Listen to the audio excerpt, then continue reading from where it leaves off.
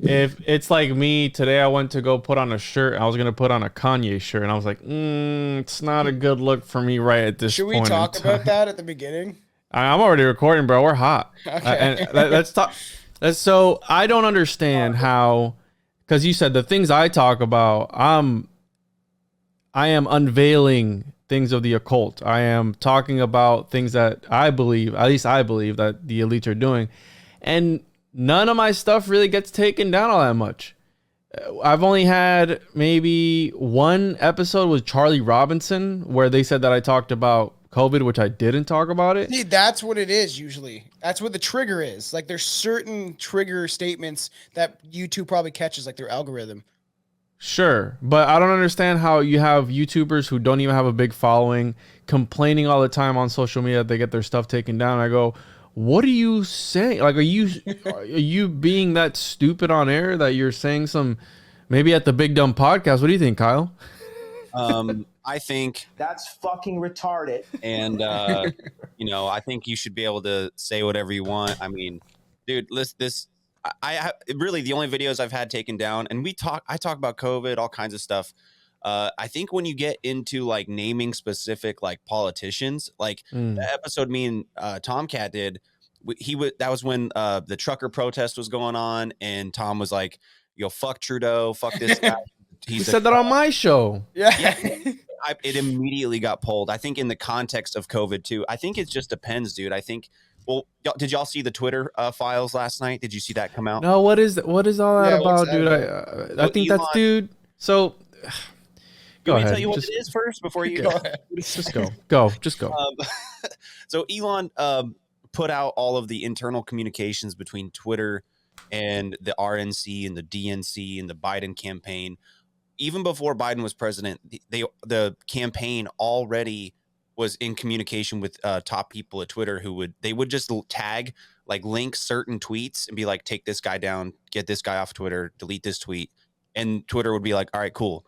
And it went on for years. And Elon released all the internal communications of it. Matt Taibbi on Twitter did a 30 tweet breakdown, like a little article about what happened with pictures and stuff.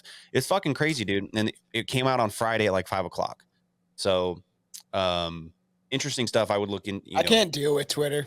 I never go on it. I do not like it. It's just a platform that I don't fuck with. Right, but there's just a lot of prominent people on there that eventually, like, that literally got silenced at the behest of 100%. Yeah, for sure. the DNC, Biden campaign, people like that. It's insane. But here's the thing: it's nothing we didn't already know. Everything. All this stuff is happening, and we're like, we already knew this happened. But Here's the problem. This is the problem that we face. Okay, the problem isn't Twitter. The problem isn't Elon. The problem isn't the politicians. The problem is the people who worship these people and put them in Twitter. Nobody. Twitter is a cesspool. Okay, It's Twitter. true. You don't need. You know how many? I'm quitting my job because of Twitter. I'm getting off of Twitter. Who cares? You start your own platform. You could still talk to people and text them.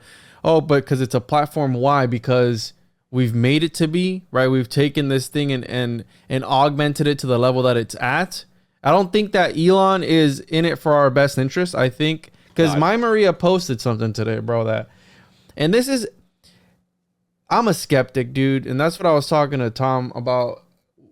I'm a skeptic when it comes to a lot of things. And I'm a researcher. So when I say something, I want to back it up with research, with evidence. And that can even be tampered with, right? The scripture, books, anything can be tampered with. History is his story for a reason. Yeah, to the for victor sure. that spoils. I've looked into grimoires and magical texts and ancient scriptures where at the time of its translation, it was like a Buddhist monk or a Catholic monk or a Jesuit monk, whatever monk was translating it at that time. And he's like, I'm going to leave that part about the dog dicks out because I don't like it and it's demonic. So they left it out. And for the rest of the history of that translation, that part didn't exist. So Look at the King James Bible too. Same thing. Perfect example, King James. So what I think is, so she posted this thread about how it's a big ritual with 322, and he posts. I'm pulling it up now because it kind of blew my mind. Like, it blew my wig back. Oh, I think she deleted it. Blew your wig back. Oh, she deleted it.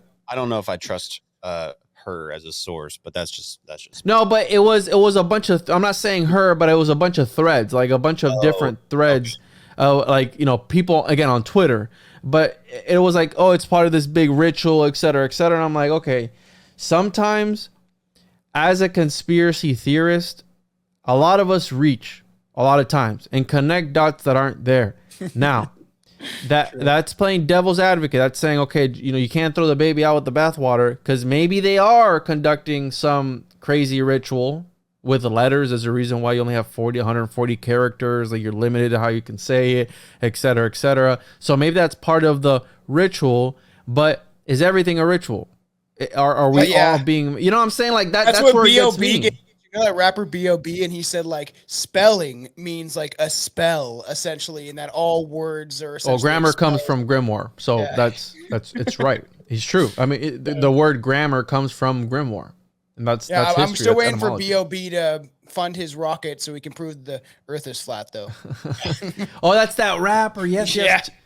Thomas from Paranoid American, he used to be friends with that guy, and after B.O.B. is fucking weird. After he came out as like a flat earther, he like cut ties with everybody. It was weird. So weird. And I think that there are intentional psyops put in the conspiracy community to really make people sound dumb. I mean, it sounds stupid because 100%, dude. Oh, yeah. I mean, you know what I'm saying?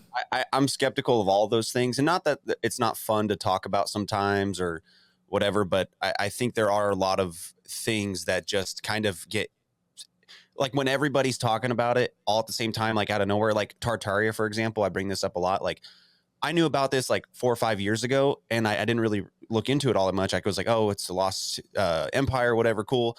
And then like what, a year ago, 2 years ago, everybody in the community was like Tartaria.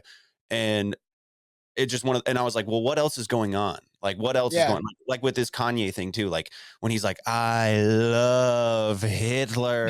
Yeah, it's like, what did you just say, dude? We're all like, oh my God, what the fuck is going on? This is absolutely insane.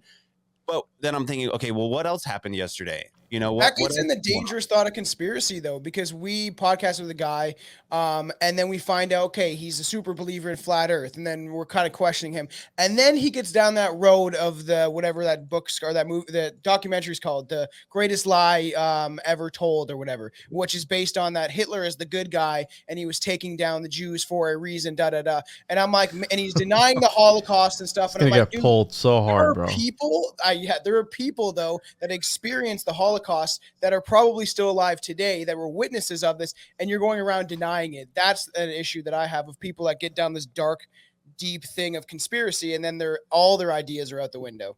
So and it's hard. It's hard because like I did the tavern last night, and we were talking about this, and you know, I think Big Country from Whiskey Beer Conspiracies brought up like this topic in particular is so stigmatized, and we're not allowed to talk about it when there are actual things that, you know, deserve to be talked about, but everyone is like, you know, been conditioned to not bring these things up. And I was like, well, I can see that. That makes sense. Like we should be able to have candid conversations with evidence and with, you know, different accounts of things. We should hear both sides of everything, but we have to be careful and at the same time perpetuate ideas. Yeah, we don't want to like give these things credence that are absolutely horrible, you know, or fucked up to say, but we should talk about it. Even a conspiracy theory, the most wacky ones, there's like 30% truth in some of them, right? And I think that documentary you mentioned, we talked about it last night. It's called Europa: The Last Battle. It's a 12-hour documentary. 12 hours. I don't know. That's like some Ken Burns shit. I'll send you guys the link. It's on. What is that about? It's about it's a retelling of World War II. It's like an entire history of things you didn't hear about that actually happened. But then is that pushed by a white supremacist? Like that's the idea. Well, so all right. Hold on. It's got a 7.8 on IMDb. Settle down. All right, hold on. This is all I'm going to say about the subject because again, history cannot be trusted. Now, from my studies into any history that I've looked at, when it comes to whatever community, and I'm talking about from a religious perspective, because usually that's the propaganda they use the most to control masses, religion. Yeah.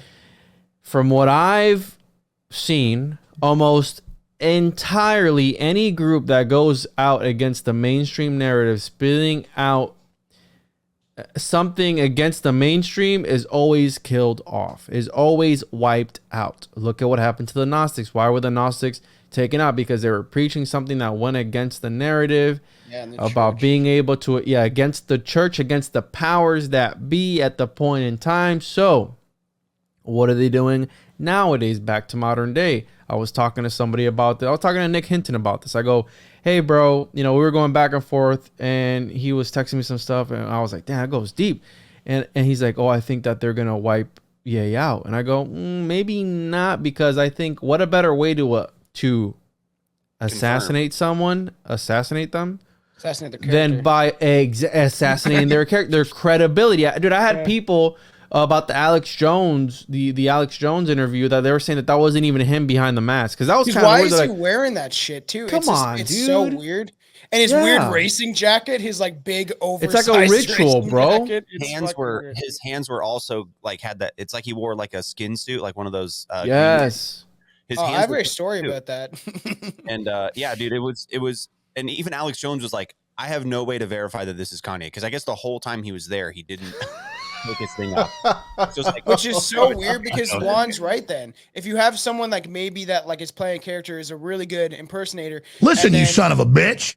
You get him on the show, and then he like says all this crazy stuff, like fucking what he said. But don't you think that, Tom? I'm kind of retarded. I'm gonna be honest with you. I'm kind of retarded. Listen, fuckhead. Listen, don't you think that you have the biggest, one of the biggest platforms? Because again, this is another guy. This is another.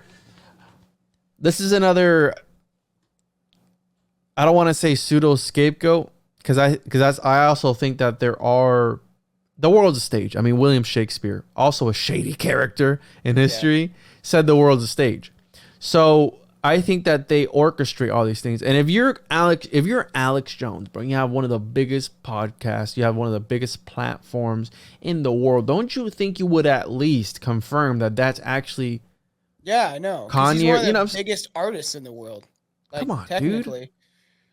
So I think either, dude, if these people are and by these people I mean the lizard people. If they're actual lizards or not, I don't know. But the powers that be, the elites of the elites, if they are as powerful as they say that they are, and they have all this technology, they have all this magic and all this stuff, why wouldn't they just kill somebody in their sleep, bro? And or put some in skull voice technology to drive them crazy and just make them do just a crazy thing. Yeah, but they don't. You know what I'm saying? Like, it doesn't make it doesn't add that up. You're making him sound crazy. So now people like us that question things are labeled even crazier, because essentially there's someone out there spewing all sorts of stuff. And like what even was talking about, oh yeah, the Nazis were the good guys. Then Alex Jones is like, I disagree with that. And I think like it's just like, what are you saying on fucking, and it was live. I was watching it live, and I was like, when I was at work, and I was like, Jesus. When Alex Jones is the most rational man in the room, the instant regret, he's like, oh God. And I think there's several possibilities, right? Because when I listened back to like some of those clips where he was like, because it almost felt like he was joking, right? Because Kanye approaches this from a standpoint of like Christianity, like Jesus loved everybody, so I'm gonna love everybody, right? So one, it's making Christians look bad in a way, and two, conservative. The other possibility is that he's been completely hijacked, and they're just using him as like, one of the elite puppets to, cause chaos or whatever it is. And then three, it was a humiliation ritual, right? And then four, he's trolling to the max, like ultimate troll. That's why he covered his face and his hands. Yeah, like the big boob chick we had in Ontario. He said it, he was like, how he was when he said like, I love, like it was like a joke, right? It's I love. Yeah, he's like, I love Hitler. And it was like right at the end of like a break too, right? They had a hard break at the top of the hour, and Alex Jones was like, what do you do?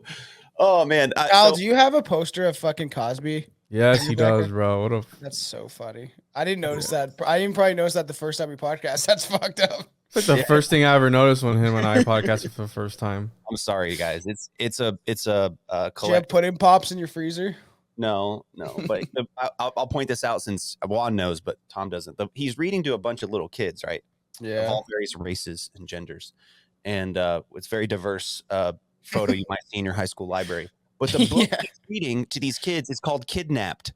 Are you serious? Yeah, the title That's of the book fucked up. is Kidnapped. So, and that's the thing. Okay, so because it seems that any person in the community nowadays usually chalks up something for it to, it's fake, it's CGI, or it's, you know what I'm saying, like right now we're talking about something that happened live, or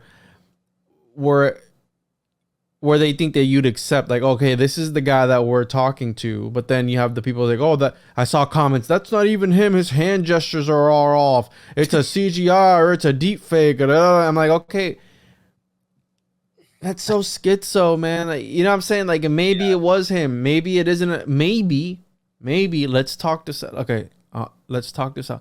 Maybe he's having a psychotic break of some sorts. He's his own man. Nobody's pulling him back and putting him in an institute or anything like that. Maybe he does have some mental illness. They did before. Yeah. That's what I'm saying. But and then you have the whole thing, oh, he's a clone, or is he a clone? Come on. Where do you draw the line? I mean, really, in the conspiracy room, there's no drawing the line, but you know what I'm saying. There is no line. We're talking about, like, you know, are we really at war? Like all this stuff with Ukraine and all the money we're sending and all this stuff. And someone was like, I don't know if we'll ever get to a kinetic war, actually, like full on, like U.S. boots on the ground, tanks, planes, whatever. And I was Are like, we going to question the world wars now? Were they even real? Well, that's what I'm saying. Like, I said, even if there was a kinetic, like if the Congress came out and declared war on Russia tomorrow, all of us and like hundreds of millions of people were dying. I guarantee you, like, there's like 6 of us in the room. I was like, I guarantee 5 out of 6 of us would say that it's fake. Yeah. Well, I mean, there's propaganda, and that's the thing. I think when we say, oh, it's fake, it's bullshit, I think we're pointing out that there is some level of propaganda to it. But all wars are like, there's a reason behind every single war and why they perpetrated it. Like there's ties to the Federal Reserve with World War I and II, right? This idea that they took all the gold and then they funneled it towards the Federal Reserve so they would be the superpower. And now there's economists talking about how by 2032 China will be the superpower, and everybody better start learning Chinese. dude, I saw videos of the lockdowns over there. They're still doing lockdowns. They're still constructing lockdown camps. Footage, bro. It's recycled footage. I mean, a lot of it is. And here's the thing: nothing gets out of China that's not allowed to get out of China. Let's be honest about that. Yeah, so I'm questioning this whole thing. Yeah. So why would they be releasing all these protest videos then? Yeah, exactly. I think it's our intelligence agencies trying to make us think that there's some sort of color revolution or something going on in China based on the lockdowns. But at the same time, we're trying to lock down again. Like they want us to lock down here again.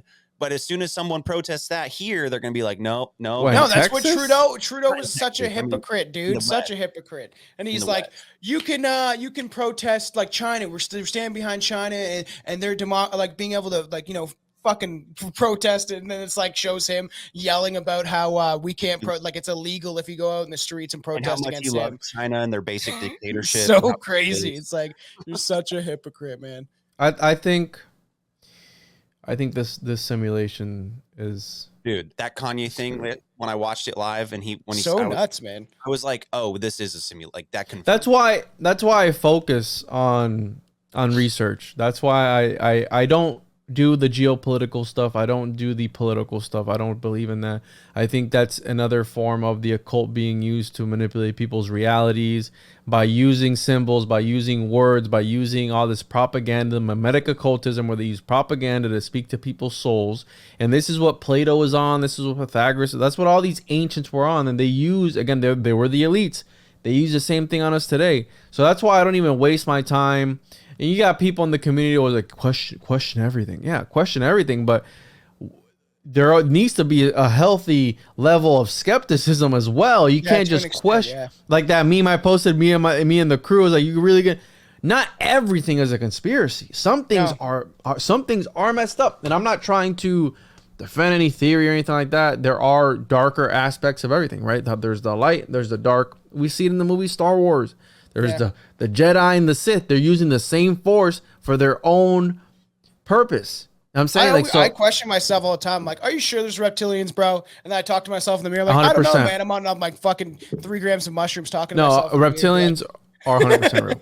100%. But like labeling yourself is that like, same where's idea. where's the line then? Like, are there really like that's the thing? What when you say lizard people, like what is that? What does that mean? Do they actually? I'm saying dark energies essentially. Well, so I was like, so people get it. It's the spooky action at a distance, I believe. So okay, maybe it's not like an actual reptilian, but I do. How Tom is saying, there are energies, there are frequencies, there are vibrations that. Yeah, you can feel them. I think, and I think that we're able to do that by ourselves, but there's certain substances that will help induce that. You know what I'm saying? Like there, ayahuasca. Yeah, like exactly. So what I think that there is that's why I posted that journal, the Occultus Mundi. It's a hidden world. I think that I think the truth is stranger than fiction.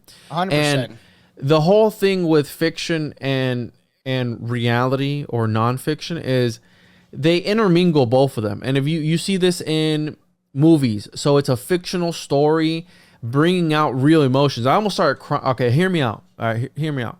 What movie made you cry? Was it Shrek 3? Hush.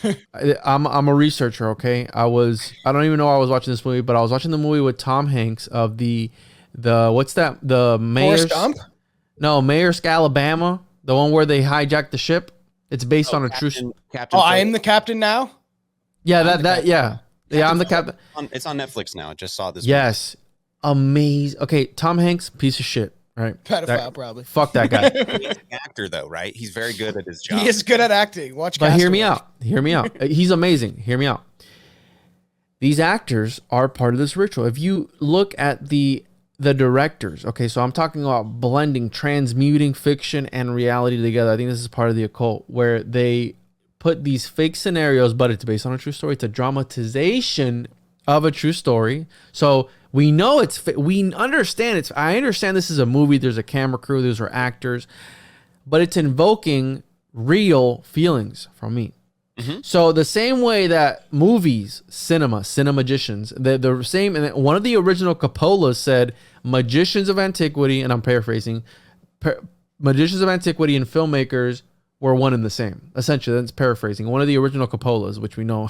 Even in like a live theater performance, like we always say, it's the magic of theater. Like the silver screen. So well, as I'm watching this movie, I'm having feelings because I go, wow, this dude thought he was going to die. You know, he was writing a letter to his family, bro. He's about to die. He's writing a final letter, a final goodbye. They're about to shoot me and I'm about to die. And then boom, at the very last second. So I'm having the anxiety the entire time. Oh, like real feelings. So now. Yeah, I get that from movies all the time. That's the micro. I love cinema. And yeah, I know it's programming, right? And I like, even because I take mushrooms all the time now, that's what it's called. It's called programming. And I can see through like some of the shit that they're putting up. And Chelsea's like, can you not just enjoy it? And I'm like, not really. I was like, I need to like pick at it. Because what you're talking about is that what we call in acting and in theater is the suspension of disbelief. Like the audience, if they come to like, whether it's a movie or a live performance, they know they're coming into a venue and sitting down, buying a ticket, sitting down in a seat and watching a performance that could be, like Juan said, based on a true story or a fictional tale or some gay musical or something with lots of tap dancing. But it brings out real emotions. And you go back to the Greeks, like this, for the Greeks, they invented theater because it was a mass catharsis of emotion, right? Whether it was a comedy or a tragedy, it was a way to get everybody in this space to experience the same thing in from a trance. Yeah. And it could change the outcome of a war. I can't tell you how many times I've cried to Star Wars. Because I'm like, I want that existence, man. I want a lightsaber. I want to travel the galaxy. But it's that suspension of disbelief that allows that emotion to actually hit you. Because once you accept, okay, I'm watching this, and this, I'm going to ignore all of that and focus on what the story is or what the characters are portraying.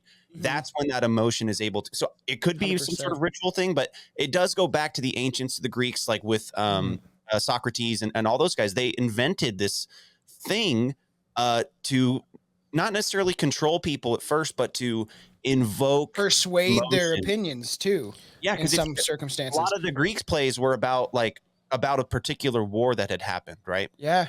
Like there's this one, I can't remember the name of it, but all these ladies were like, we're not gonna on both sides of this war, like these two warring city states were fighting, and the women from both these city states were like, we're not fucking our dudes until they stop the war. In the play, did men play the women? Back then, yes. Back I'm sure they did. Yeah, So you can change your perspective on things through and go ahead, one. So extrapolate that out, right? Take it out, right? So the movies and the cinema is the micro. Now extend that outwards and you play into the world. So look at the leader of Ukraine. Isn't he literally an actor, bro? And have you seen that music video he's in? That music video is in when he's like dancing in like fucking high heels and leather outfits and all the single ladies. Was that real? Yeah. Yeah, so it was a real thing. SNL skit where they did all the single ladies with like dudes and Beyonce. Oh my! They made fun of it. He was in like a version of that in Ukraine. Are you serious? I see, because I see things weird, like that, and I chalk it up to, oh, the guy looks like him or whatever. Because I don't take. Dude, you can go read his resume, dude. He's got a lot of credits. Wow. Okay. He was in a sitcom, like a West Wing type show, where he was a comedian. Like, and then he becomes president. Yeah. So like art imitates life. I mean, it's that's real. That is real, one, if you're wondering about that. No, because Vanity Fair while war's going on.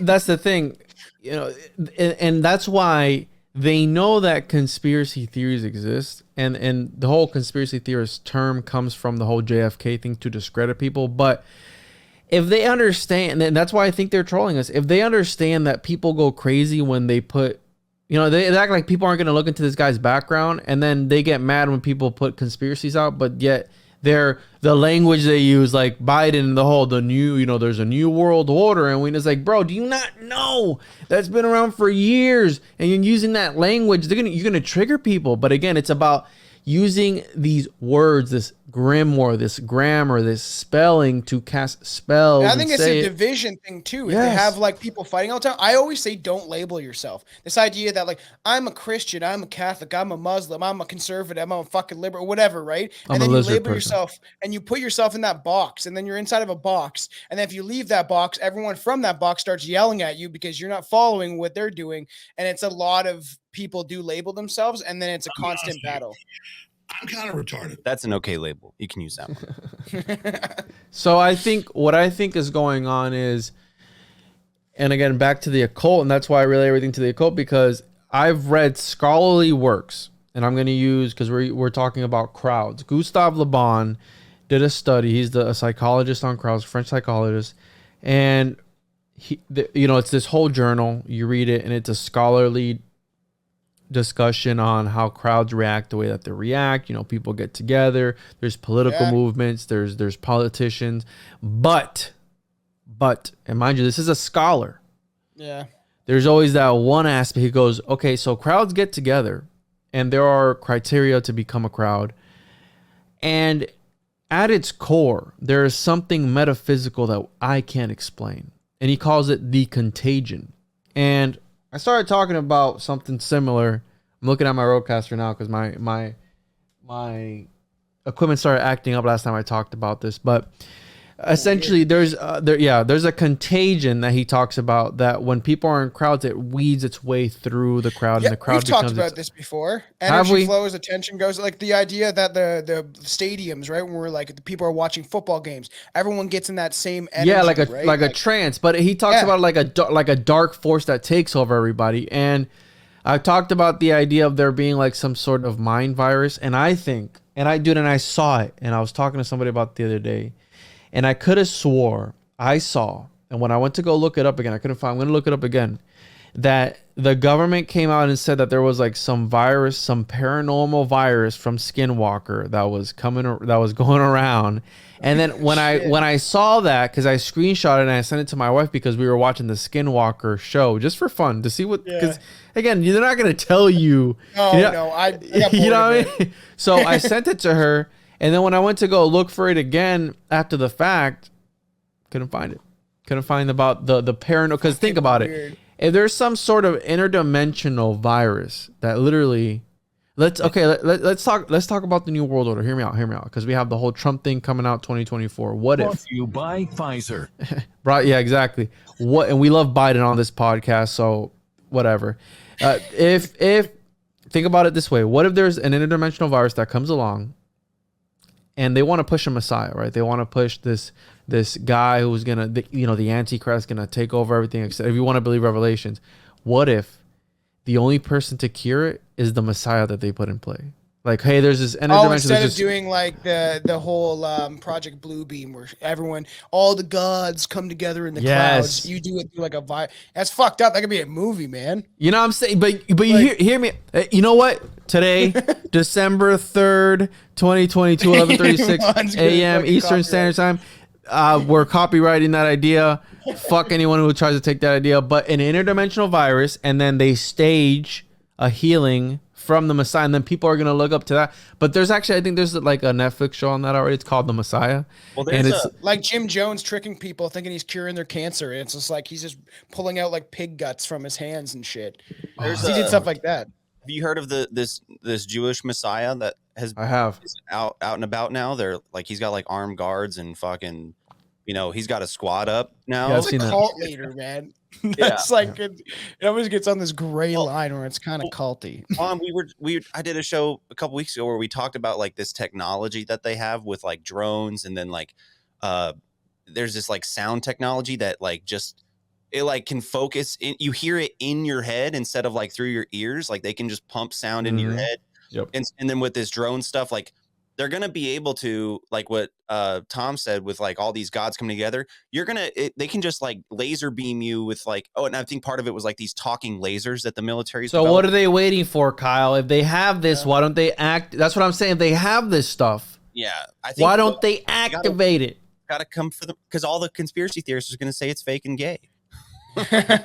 Part of me always thinks that it's like I do believe that there is some sort of good forces out there that are battling against these negative forces, right? The idea that missile silos always get shut down, like that's happened time and time again when there's like a big nuclear explosion going to happen, or there's people who think nukes are fake, bro. Yeah, I know, that's crazy. I've seen one, man. It blew up all my Vietnamese cousins.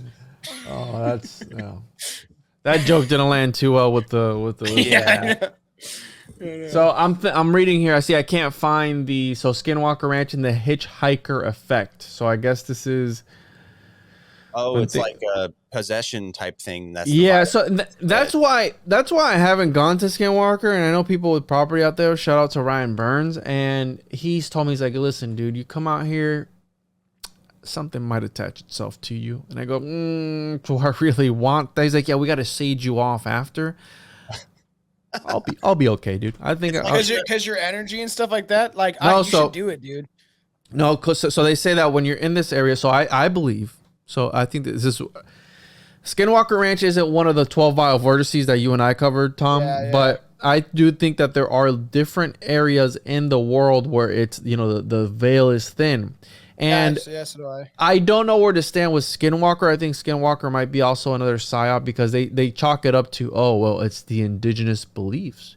Well, I've heard otherwise. There's a book called Camelio where it talks about this guy that they were testing military tech out there on people, and they just chalk it up. Oh no, it's just a Skinwalker, but it's actually military tech that they're using, testing it out. Yeah. But it's like, which one are you going to believe now? Is it propaganda, or is it actually military? But then why out of all the places there? Well, if it's a tech, why don't you just use it everywhere? You know what I'm saying? Like, it's always concentrated. Oh yeah. In these, you know what I'm saying? Like, it doesn't. These areas. It goes back to that what you're talking about earlier, like just everything's on an energy vibrational level at some point, right? And all things operate through, like Nikola Tesla said, vibration, energy, and whatever the third one was. And so I think that these elites, these occultists, these magicians, they're in tune to that kind of thing, and they can, it's like water witching. Like, they can tell where these areas are with their voodoo gaga magic or whatever. And so it's like why pyramids are built in certain places, or why certain buildings are constructed in certain places. I think it goes back like your what did you say, the 12 devils playgrounds or something, the 12 graveyard? vile vortices. Well, I think there's another one, or maybe they're the same thing, called the 12 devils graveyards, and they're that's it. Yeah, and I think there's more gateways to hell too. There's like shit like that. We talked about there's a Stall cemetery. It's supposed to be like a gateway to hell, and there's places like that on Earth, right, where they think it's to a darker realm, so to speak, right? I think that it goes back to the Hermetic principles, because you have guys like Crowley, and I was on the homunculus hitch, because that's like one of the topics that no matter what, it people are drawn to it, and it's like It's Swan's dick hard. It makes my nipples hard, but people are drawn to it because it's so interesting. This idea of artificially creating a person. Well, we do that now. They literally grew a calf in an artificial womb, an artificial matrix the other day. Last night, me and Billy did the Dover Demon, and I was like, think about the technology and the stuff that we have. And I believe that some celebrities are cloned, but whatever. But I was like, we definitely believe that, like, well, we definitely know that we've cloned like sheep and stuff. In like '98, bro, the first human clone. And all this stuff, like, because they cloned the sheep in like the '80s, supposedly, right? So, and the military has technology that's 25 to 50 years ahead of us. And I was like, imagine if you're an alien and you're bored and you're just like, let's throw this together in a pot and see what happens. And then they accidentally drop the Dover Demon in Massachusetts, and then fucking that shit happens. Like, it's like the Montauk monster things. Yeah. Like I was just talking about the chupacabra with somebody the other day, because I grew up in I was born and I grew up a little bit in Puerto Rico till I was like 8 years old. And I remember, dude, growing up, hearing about stories of the chupacabra, hearing about people having hands coming in through their windows with like claws. And I remember my dad knowing people who had like ranches, and the animals would be sucked clean of their blood. And the theory goes, according to shout out to Kill the Mockingbirds podcast, they talk about this theory that they have where they're using this blood, these cow mutilations and all this stuff, to, again, how you're saying, the blood from that to be used in some sort of facility and some sack again. And that's what that's what they're on, bro. They go deep on that. And I had somebody reach out to me, an email, where they're like, dude, I ain't connect 2 and 2 or 1 and 1 together, 2 and 2 together, whatever. And all these cow mutilations, when they don't have blood, it's like, where does the blood go? Well, the first human clone was a chimera. It was half man, half cow. Now hear me out. They said that they killed it after 12 days. Did they really? Because that's what all these alchemical texts are about. And I think they're still practicing the same stuff that they were back then. Today, it just has a different name. It's not alchemy anymore. It's not. Science. It's science. Trust the seance, right? The science. And that's why I think that, look at the movie The Matrix. Movies like that, where how you're saying, life imitates art, or vice versa. What are they trying to tell us? And that's why I stay back, and I look at all these ideas from how Terrence McKenna puts it. They are toys of thoughts and ideas and language where you manipulate them and then you put them right back. Doesn't mean I believe that they're, that kind of touches on the whole thing of like a mind virus, right? Because like when I say like, hey Juan, don't think of an elephant, boom, mind virus. Oh yeah, I just thought of an elephant as soon as you said that. Yeah, so it's like they can be such little things that like stick with you for so long, or maybe like I know us, we sometimes we read like crazy shit or some crazy like article, and then we're like now it sticks with us, and we see something, we're like, oh, is that I don't know, what does that say, Juan? Twilight language. So this is a book by Michael Hoffman that I'm currently reading. Hopefully what's it called? Gonna get him on an interview soon. Twilight language. And check this out. He goes hard in the paint on conspiracy theorists, because, and this is something I've talked about, abracadabra. Yeah. Right. Yeah. Abracadabra is an Aramaic word often written in the form of a triangle, denoting I create as I speak with words I create.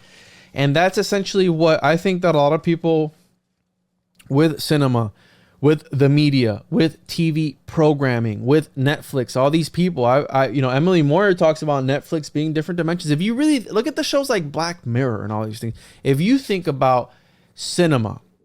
They are essentially mandalas for your consciousness. Video games. When I go into the metaverse, right? Or not the metaverse, but VR chat. I do, yeah. I haven't done it in a long time, but again, I'm a researcher, bro, and I know. I remember when you first got that, and I was like, oh, no. You got to start doing your podcast in VR chat. I did do a podcast in VR already. I was Morpheus interviewing a frog. Clip that sound clip because.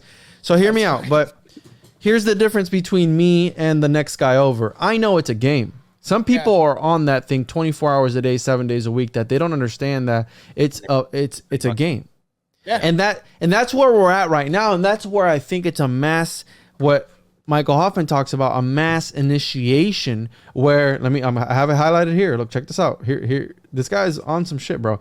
Human beings have been partakers of this debased language which has been codified by Western secret societies such as the early Rosicrucians, which we know a Rosicrucian might have been the editor of the King James Version of the Bible.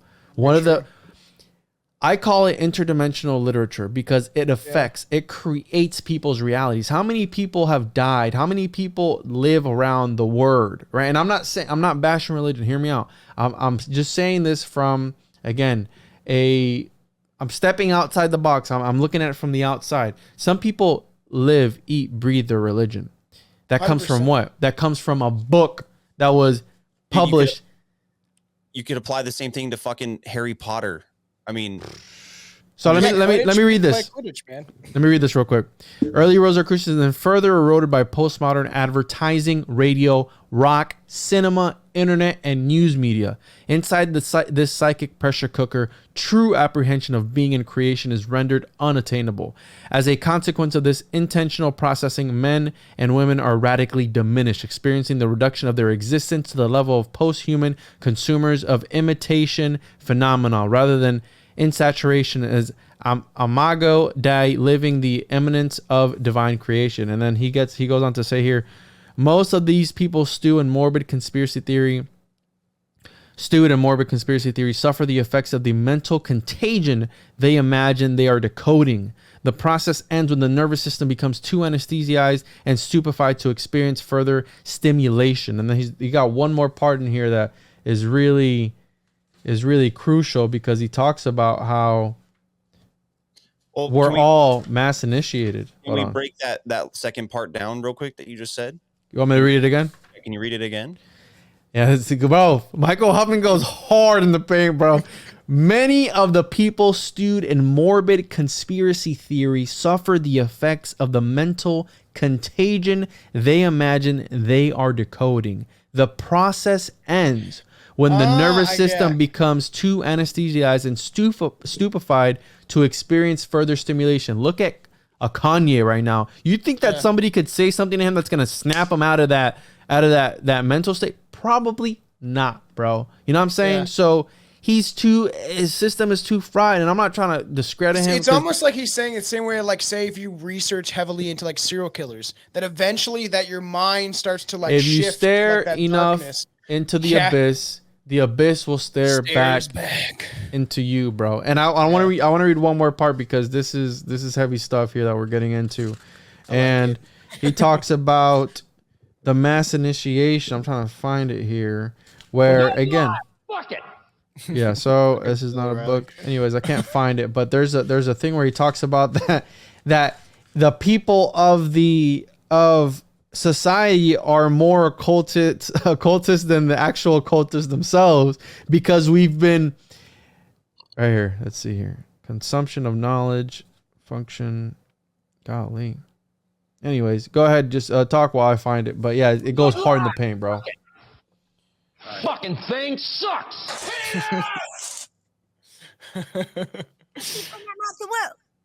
Yeah, it's that's crazy because it's drip fed into everything, right? Like, and you see it in fucking Disney and stuff like that. And you know, my fiance, she's like, no, we'll let her. Like, I'm like, I don't even want my kid to watch any Disney movies. Like, I want to like pick through them, because when we do choose to have children, I want to make sure that they're not being conditioned in some sort of way, because it's subliminal. Like, they add even in music, it's there. You can like certain frequencies. That's exactly what Juan's talking about, or Michael Hoffman's talking about, is like, you get so like into one idea that I found it. Okay. So and dude, I'm spot on a guilty of this. So he goes on to say, Yeah, we're all hypocrites. yeah, no, hear this true. out. Consumption of the knowledge and branding of Twilight language, as opposed to the study and analysis of its function as a neurolinguistic programming, which is where I think I sit, but according to him not, is an act of enthrallment, not liberation. Participants in the process situate greater knowledge of Twilight language in a continuum of thrilling jolts to their seriously impaired and dulled autonomic Big word. autonomic Trying to pronounce last golly. names on the show. Hold on. Let me- Sound it out. I'm going to be honest with you. I'm kind of retarded. fuck. See, I do this all the time with last names. and I'm Autonomic. like, what? Autonomic, who cares? Nervous systems. Like narcotic addicts who increase their dosage to obtain the same level of Oh, serenity. yeah. First yeah. experience with the ingestion of a lower good- dose. And I like that. dude, I literally started a show on Patreon called Dopamine Deep Dives because on the first episode I talk about it, I go, I'm searching for that next high of knowledge. Because sometimes I'll connect the dot and be like, Yeah. Dude, so you're Hey, addicted. You're addicted to the homunculus. Dude. bro, I'm addicted. Okay, so and that's why. But then again, that's what pushes me further and further and further. Because I don't stay stuck on one subject. I always Yeah. search for the next thing. Until But we're all in a padded room. he's fucking right, bro. He's absolutely right, dude. There's no. I'm so guilty. Because Of we're it. all victims of that, and we all do it. Like I've been like deeply into conspiracy since I was like 16, like very young. Or even probably 14 with the music I listened to of like the government's bad, and then it leads down a road of like then I got into harp and this idea that they're manipulating things with technology, and then it just because then you get in that thought of like what else are they lying about, and then everything becomes Yeah. a lie. Everything is a lie. And then I think a big part of it too is like, well, what can I do about it? So like you brought up harp and stuff. So like every day that I see chemtrails, I take pictures. I'm like, I stand outside my house like a fucking crazy person. And it's starts 300 throwing shit at the degree sky, be like, "Fuck off, military!" I'm like, I think if I just document it, I'm doing something, right? And then I'll like track with the weather after the fact. But like, it's like, what can I do about these? And then you things? got the idiots that are like, it's fine. Like I was like, oh, that's great. Bunch of fucking chemtrails in the sky. And then I posted on TikTok and people are like, it's not actually like, it's not poisonous. And I'm like, man, you do not know what you're talking about. It's like crazy. Why wouldn't they do that? What do you have to gain versus them? That's what I always say too. It's like, Well, who it's has just- what to gain from this? Exactly. And it's a great example of just like one of those things where I see them and I get excited, but also angry. Like when I see chemtrails, It's coughing and shit. it pisses me off, and I'm like, fuck. And then, but like same with like Juan and the homunculus and this alchemy. It's like once you see it, you can't unsee it, and then every time you see it, it just you're like, what the fuck? And then you keep. No, going. that's what it is. David Icke talks about this stuff where like the idea of like illusions, right? Where I've showed that there's a picture where it's like 3 flowers. And then once you see the word sex in between the 3 flowers, that's all you can see because your brain now is flipped. And that's the idea of how the, reptilians and stuff like that work, because there's that interview with that chick. It's called like Lacerta or something like that. And it's supposed to be it's transcribed from that guy. It's like 2 hours actually supposedly interviewing a reptilian. And because they masquerade, it's a fuck. I've listened to it. Is that the book you told me about that you were listening to, an audio book? Yeah, that was like 30 something hours long. No, that's the Law of One, which I think you would actually really like the Law of Is One. that David? What's his name? David Wilcock constantly references it all the time, but it's there's David Wilcock, different volumes. bro. I like him. I've read a lot of his wrote it. books. No, he Yeah, wrote No, he wrote this a is in the companion 80s, and letter. essentially it's a woman that's channeling this entity Ra, which is the Ra from Egyptian times. He's an alien, and it breaks down our society and why we are the way we are, and why She's getting there's raw dogged by that entity, bro. Yeah, it's a weird one, and I've said even if 30-40% of this stuff is true, I think it holds validity, right? You can't believe everything, but I found the actual part that I wanted to read, and I'll get into that Lacerta thing because it is weird. So essentially how our brains work. And I encourage you to check this out. I mean, this book is phenomenal. Michael Hoffman is phenomenal. I've read his book, The Secret Societies in Psychological Warfare, or Psychological Warfare in Secret Societies. Either way, phenomenal. And this book is not a how-to manual to prevent being alchemically processed by the cryptocracy. One cannot prevent a disease. Hold on.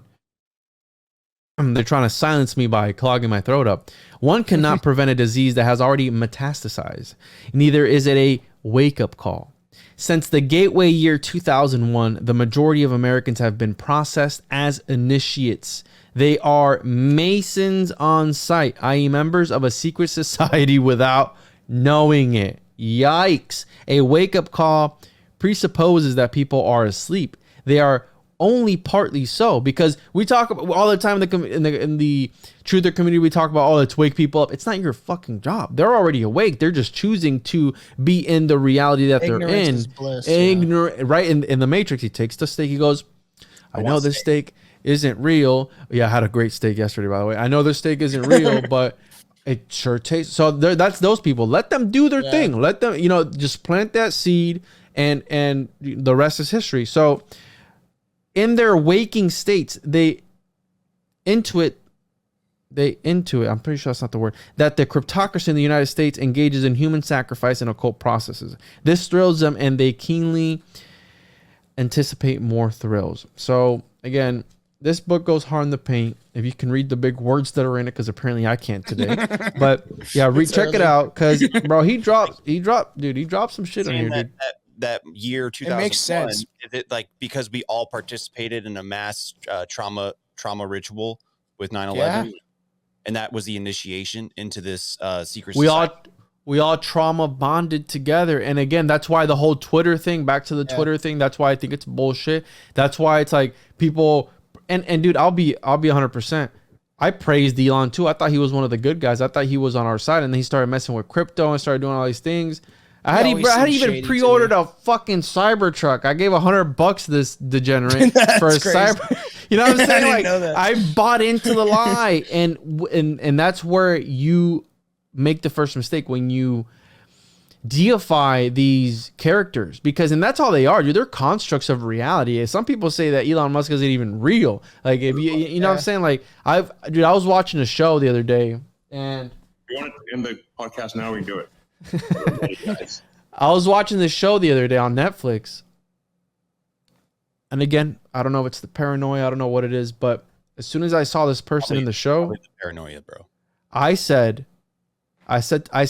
thinking out loud next to the wife. I said, "Is this guy even real? This guy's a CGI animated character." And my wife goes, "Yeah, he looks fake, right?" I'm like, my wife doesn't buy any of this shit, bro. She doesn't believe in any of this shit. And for her to say that, I'm like, yeah, so there's sometimes where I'm talking to like my fiance Chelsea about stuff, and then she starts to clue in, and I'm like, see, it's fucking, there's something, because there's video footage of even like on live television of all these people in a crowd and stuff like that, and you can see the same guy over in one point and the other, like, and it's all like superimposed, and you're like, that guy's right there, and then he's over there, he's got a mustache, and it's the same fucking dude, and like there's two women that look the exact same, and you're like, man, it's not as real as people think it is, and stuff like that. And even like it's fucking look crazy, at the news models on Fox News, like when they all repeat the same shit. Well, no, not even that, but like when they do like a panel, it's all like a bunch of tall, skinny, blonde women in like business formal attire.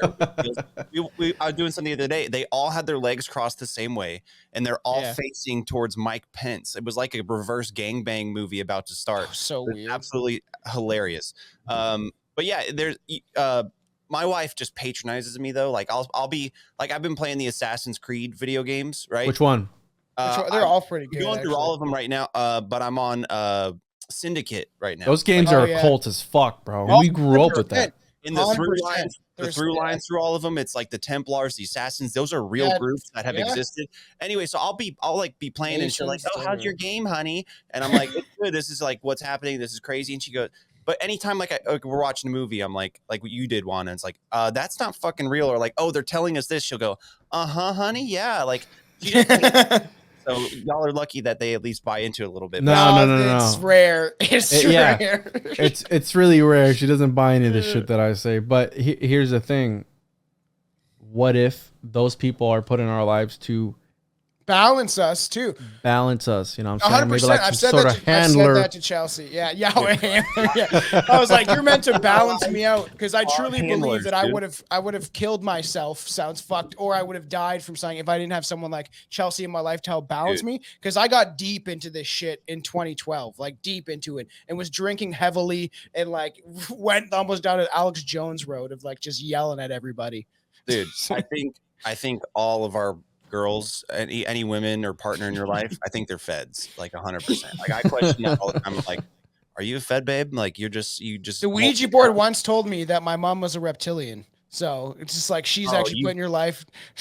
You fuck with those things, dude? Fuck. Yeah, I have bro. 3 of them, dude. Oh man. Whoa. And Billy keeps wanting to do it at, like in my house. And I'm like, no, we're doing it at your house. I don't want to bring anything in here now because I haven't really touched them in a long time. FBI, open up! Yeah. Dude, that scared the shit out of me. I saw that. That's so good. Oh, and I mess around with that stuff so much that, and that's this idea, right? This thing, even if it's true or not, but about this a guy interviewing the reptilian, right? They say how they don't actually shapeshift; they just cast images into the human mind because it's malleable, right? So you think that she says, "Oh, you think that you're seeing a beautiful brown-haired lady," and if she's like in a crowd of 100 people, she's like, I can make them all think that I'm this woman, and she's like, smaller crowds, it's harder because people are not as suggestible, but essentially, and then Sorry, we can't read on this podcast today. Yeah. Out of this panel, we can't fucking Yeah, I know read. it is early. I did smoke weed. I took a micro dose, so I'm a little zonked. But and she says stuff about like how she shows him as a reptilian, like as they're talking, she's in a reptilian form, like according to this thing. And then he's like, can you cast the image on my mind now? And she's like, no, because now you've seen my true form and you've seen me in this state. She's like, if I try to do that to your brain, I'll break it. Essentially, It's probably because it's bullshit. It could be bullshit, 100%. But it's the same idea of that. Once you see something, it's hard for you to reverse it in your brain. So that's what she was saying. Is like, if I should do that, you'll fucking have an aneurysm and your brain will just break because I can't do this. Well, you've already seen me do that. Ever since I learned about like symbolism in like English class, right? Like the blues and the reds and stuff, like in middle school, you're like, it kind of ruined movie. And then when I got into like conspiracies and the occult and symbolism that way, I can't enjoy things anymore. No. You couldn't. Really. I couldn't. So I try to back up a little bit and just try to like before the show, I was putting on animal TV or whatever for my dogs. And there was this wait, what? I watch that when I'm on mushrooms. Wait, what do you do, bro? You do what? He puts on animals. I put on like Animal Planet type shows for my dogs. That's very watch funny. it. And they just chill there? Yeah, like when I'm go to work, I put on dog TV. That's fine. Until your TV's destroyed because they're trying to catch the bird. Oh man. I put on like some Netflix like animal show, and there was these dolphins, dude. And I was just enthralled by like these dolphins are fucking playing. Dolphins?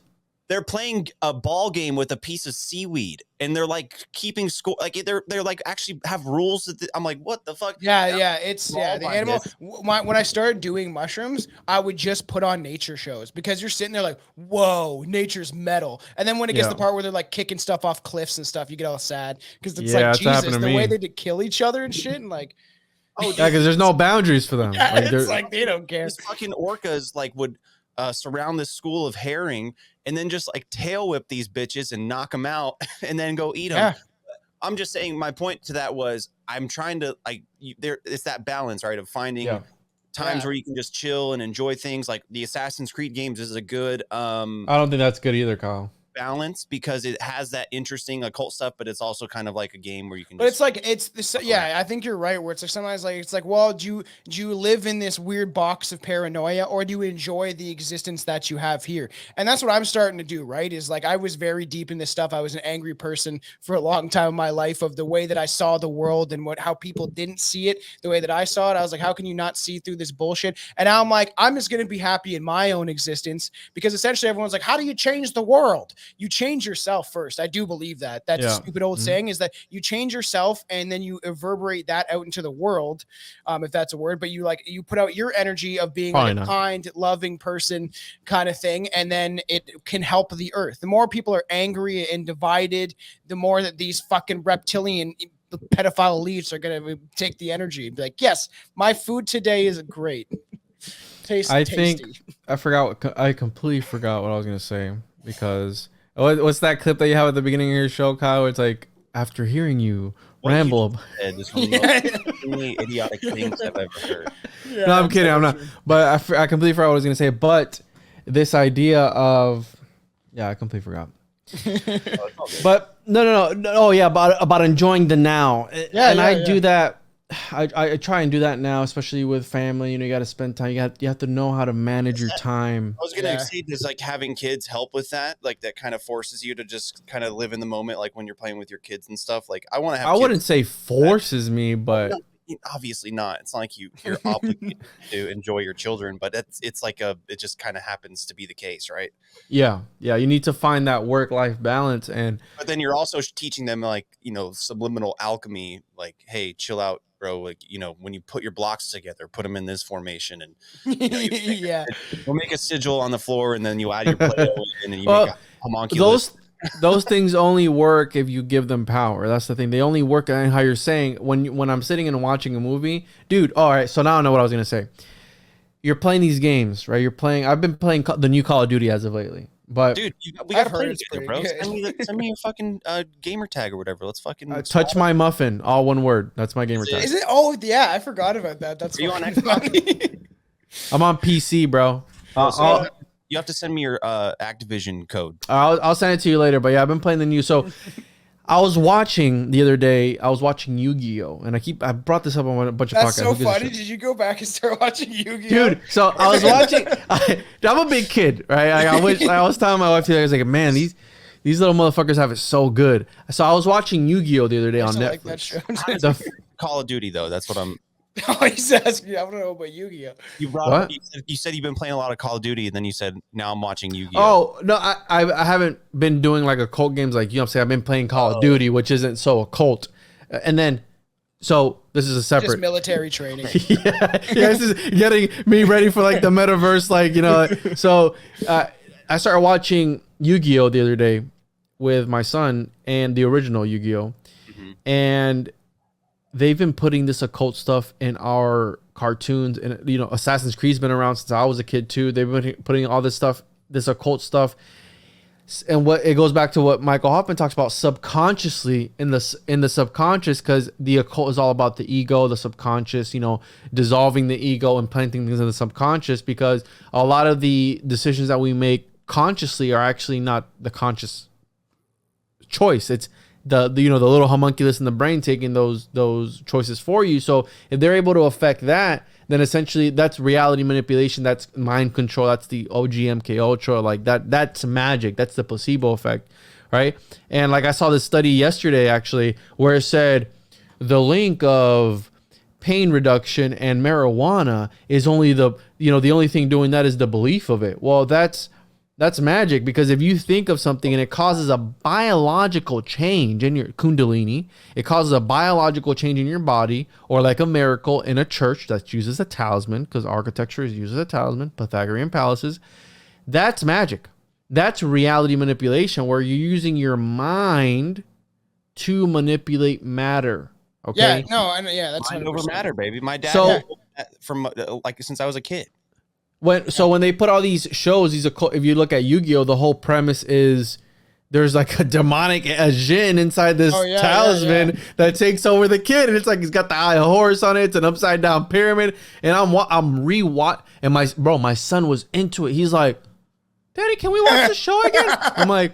I was like, dude, that was me. So imagine us as kids, bro, sitting down. So much stuff, man. We were initiated from the beginning. So that's why I'm here today on the One podcast talking about occult shit, because they friggin' traumatized MK Ultra'd me back when I was friggin' a kid. And then me being in the church kind of suppressed that, right? I was like in the closet conspiracy theorist where I couldn't come out. Those are people are real. I was like, no, get back in the church and shove you back in a bag. So I don't know, end bro, up like Corey Good, starting talking about fucking blue avian. No, fuck that, dude. No. Hey, so you're right.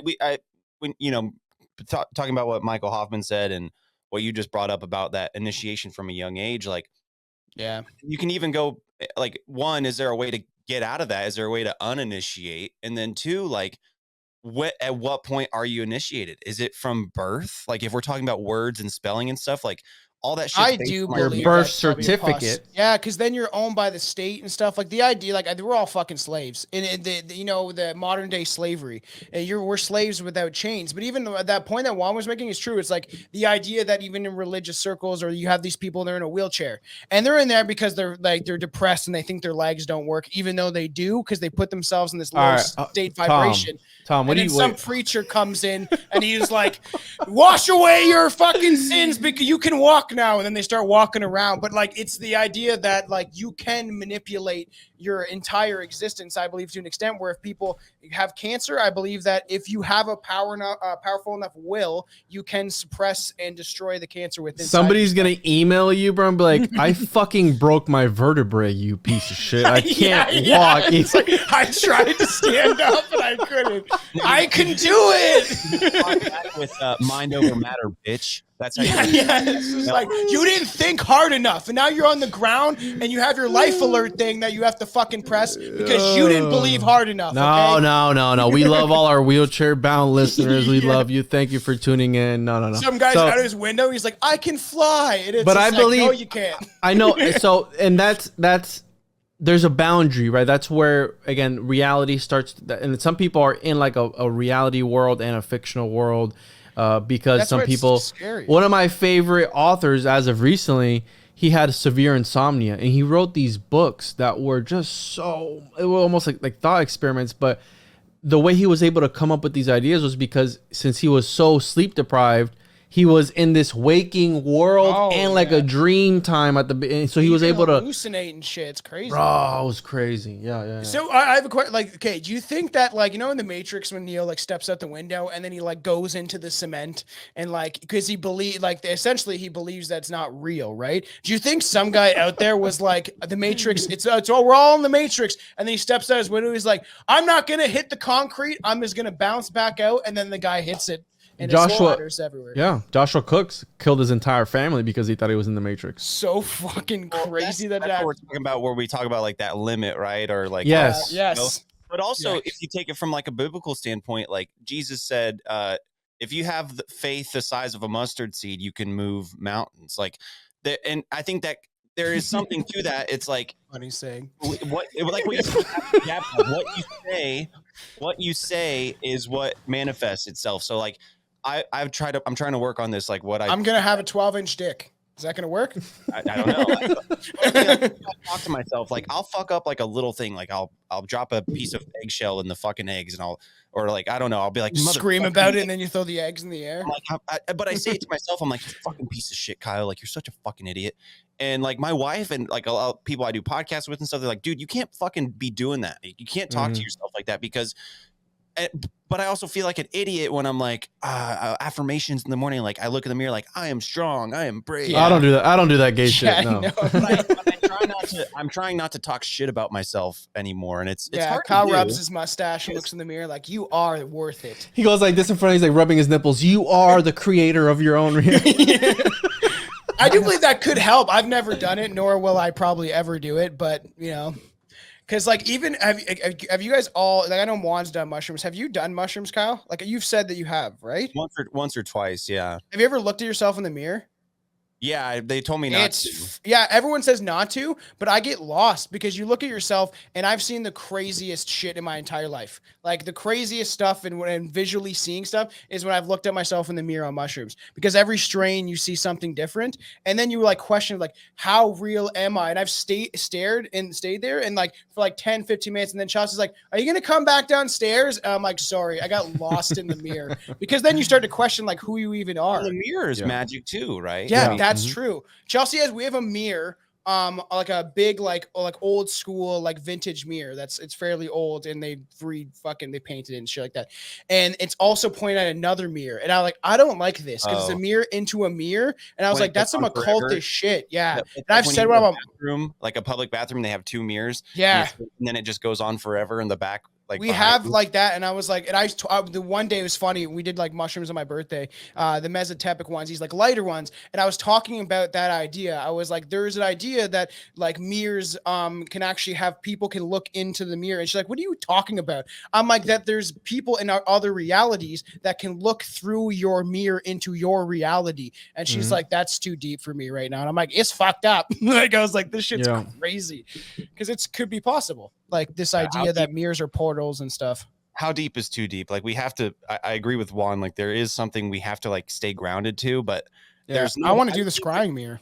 I don't think there's any harm in like exploring these ideas or, opening yourself up to maybe these other possibilities through hallucinogens or mushrooms or anything like that. Yeah, I'm going to get DMT soon.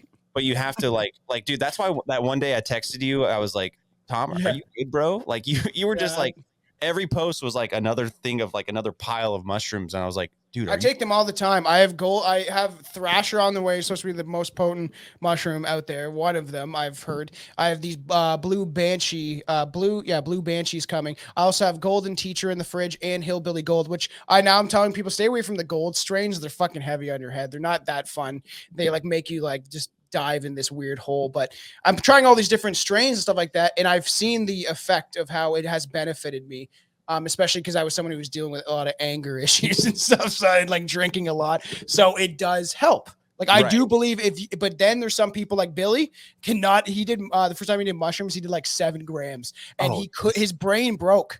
He couldn't like communicate with anyone. He kept saying, I'm so fucked. And he couldn't speak. He couldn't do anything. And then I gave him a microdose pill and he's like, didn't like it.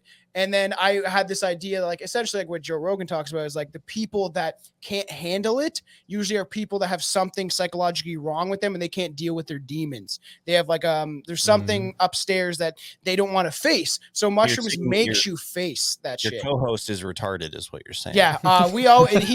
His Billy's whole thing is suppress and regress, where he's like, just drink beer, shut up, go to work. Don't think about how bad your mental health is. That's his take, not my take. He's a man then. Yeah, because I mean that's it kind of in a way like that's how a lot of like maybe our dads behaved, right? Yeah, like, I'll beat you until you stop crying. No, not even that. Like, well, that's called abuse, Tom. I don't know what you're talking about, bro. Suppress the feelings, shut the fuck up, go to work, hit the gym, have a few beers, and don't tell anybody. Well, because their generation was that one of the father that was most likely, not always, but an alcoholic, drank a lot because he was more in society.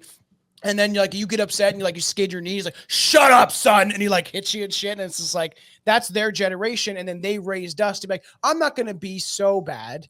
So then it gets recycled into us. I don't know. Everyone's like coddling their kids.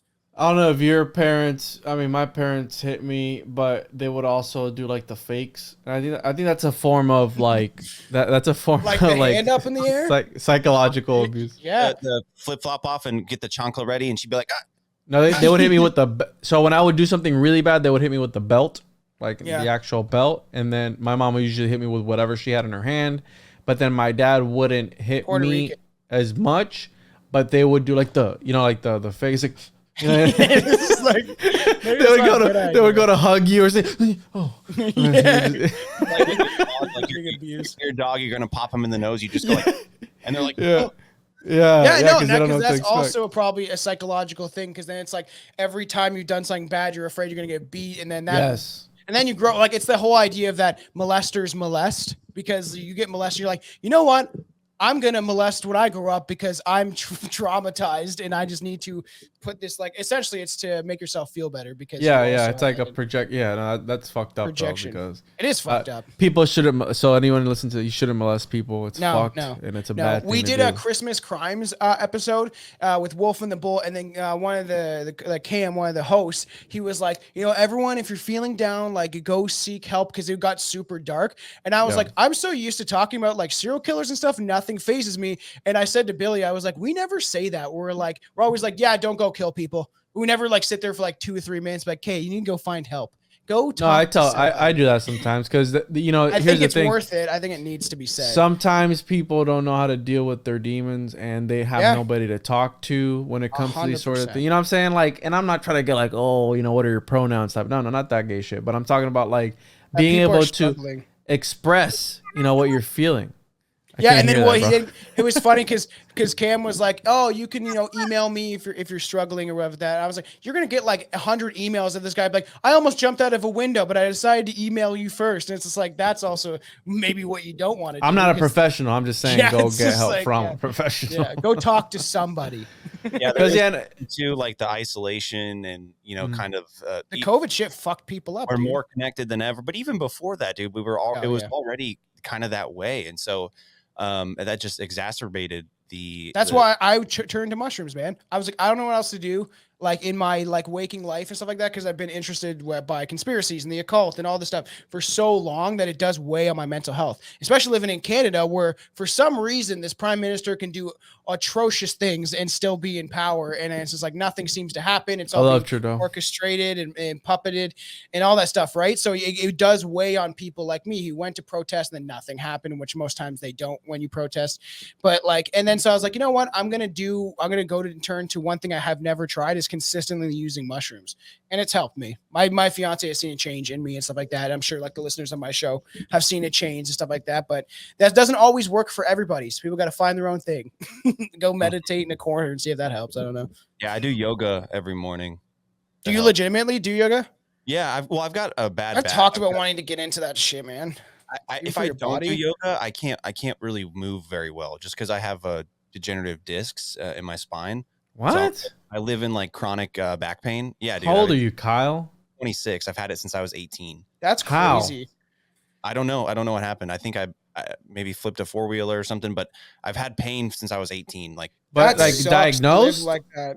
it took like 4 years to get it diagnosed as degenerative because it started as a herniated disc and never healed, and now my discs are How they just. try to give you those injections like the cortisone and shit because that can get fucking Yeah. your back worse. It didn't help it. The only time I got a epidural in my spine, and the only time it helped the pain was while I was still on anesthesia. Like when I woke up, as soon as I got like sober up, the pain was back. So We need to give you some robot back, like the robot legs, where like they put your Mhm. back in a thing and you can just like it walks. thing Like, give you that'll- something like that.